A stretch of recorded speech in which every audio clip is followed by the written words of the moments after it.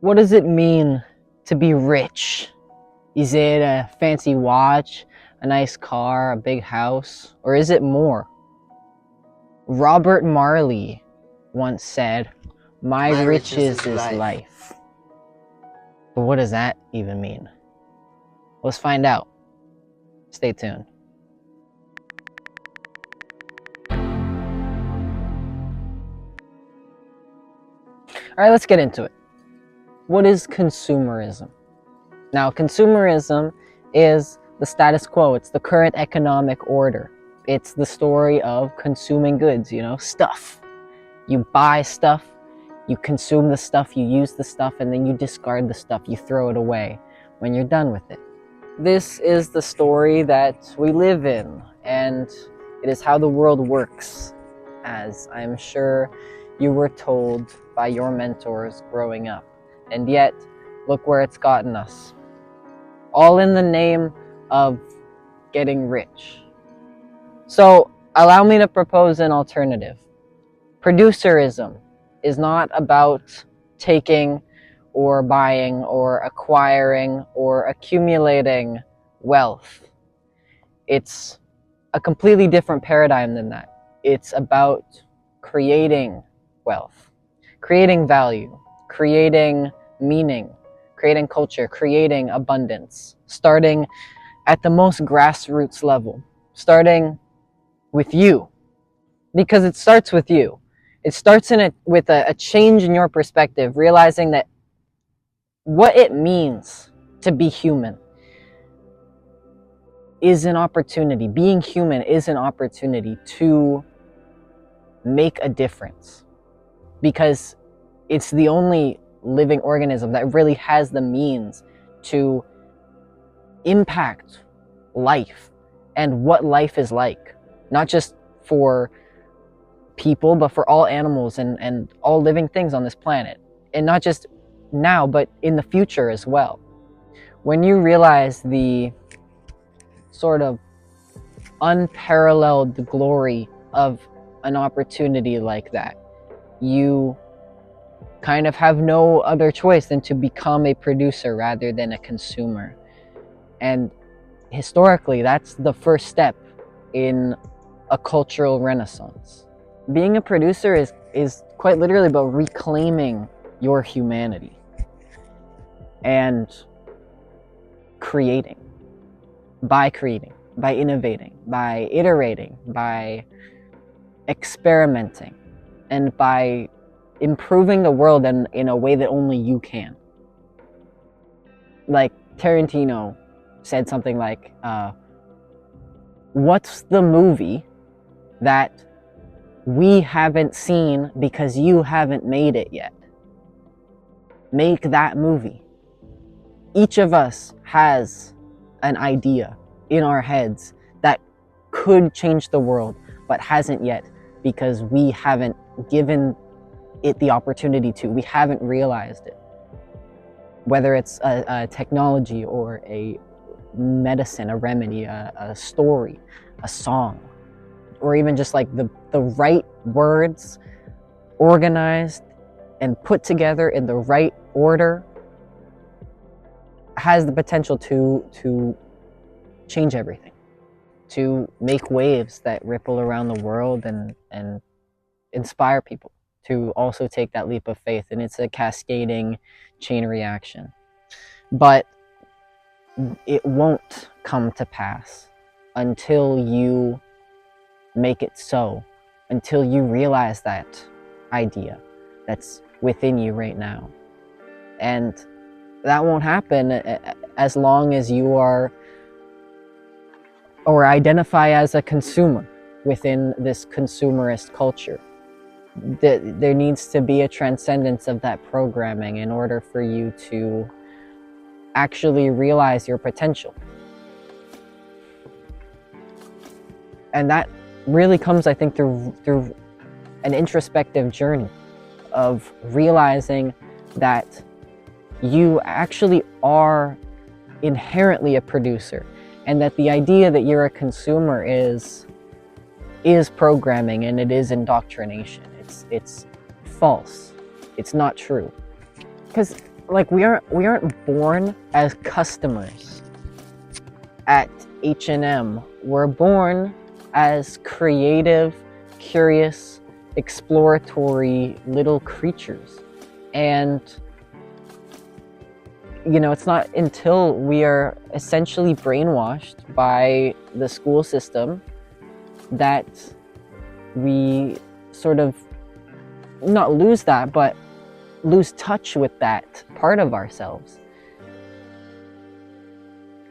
We are brainwashed into believing that genius and talent are like these rare privileges that are randomly assigned to a gifted few, and that we sort of just have to live in their world and do as we're told. And that's the only way that we're going to be able to get by. And that when you take a closer look at it, it becomes very, very obvious that that's a carefully constructed lie designed to keep us in a state of powerlessness, because it's not learned powerlessness, it's taught powerlessness. I mean, it is learned, but it's learned because it's taught, right? So it's like, also, can we just talk about how like the idea of consuming feed, because feed is what you give to livestock, and yet you consume the feed when you scroll on your feed, and when you scroll on your phone, you're consuming your feed. So, all of this is sort of painting the picture that there really are obstacles, there really are challenges, there are hurdles that are keeping us from realizing our expressive power as human beings, our human spirit, almost even. But despite these limitations, there is still hope, and I feel and see that hope when I see people just trying to break free from these imposed limitations. Because when we do that, we become like the dandelions growing out of the cracks in the pavement. Like what we're witnessing with the rise of digital independent creators, or even just independent creators in general, is the reemergence of human nature in a society that had been dressed in artificiality and falsehood and pretend and make-believe. It is a reemergence of the sort of primal, unkempt, untamed human spirit into this sort of pearl-clutching, pocket square society. Because, I mean, really, like, the ultimate hurdle that is keeping us from this ultimate breakthrough is fear. And it always has been fear in many forms, but at the bottom of every single hurdle is really ultimately the fear of like losing out and not having enough. That's the thing that keeps people in the rat race. And again, it's no accident. Fear is the the sharpest axe that the oppressive powers that be use to keep us in a state of submission. Fear keeps us in line. Fear keeps us docile. Like you hear people saying like, I would pursue my dreams, but it's so risky and I prefer the stability of my 9 to 5. I want that stability, and it's like, you just literally just flushed your humanity down the toilet. It's like, yeah, it's scary. It's not supposed to not be scary. You're a human. You live on Earth. Seeing your grandma being eaten by a mastodon is probably also pretty scary, but it's a package deal. You know what I'm saying? It is scary, and it's terrifying, and it's risky, and it's not stable. But what choice do we have? What is the alternative, really, in the long term? Just live a forgettable, mediocre life as part of a forgettable and mediocre species? Like, I will not accept that. I will not accept that because it's not who I am. And I will not accept that for the rest of us because I know it's not who we are. I will not let our story be one of the species that lost its way, that lost its spirit, its spark, its fire, the thing that gave it its edge. I won't settle for a gray world because I'm not gray, and I know that. And I know that like no one else is either. Like, we're all artists. We all crave beauty and meaning and connection and love. And so, there's a rift there. A rift between what is and what could be. But that doesn't scare me. That gives me, it almost fills me with drive, really, is what it is. With more fuel to the fire, more gas to do what I can to narrow that divide. I think it's this simple. Humans have such an incredible potential for good, and it is a potential that as it stands, is unrealized. And we live in a world that is clouded by delusion, and which is just a result of us not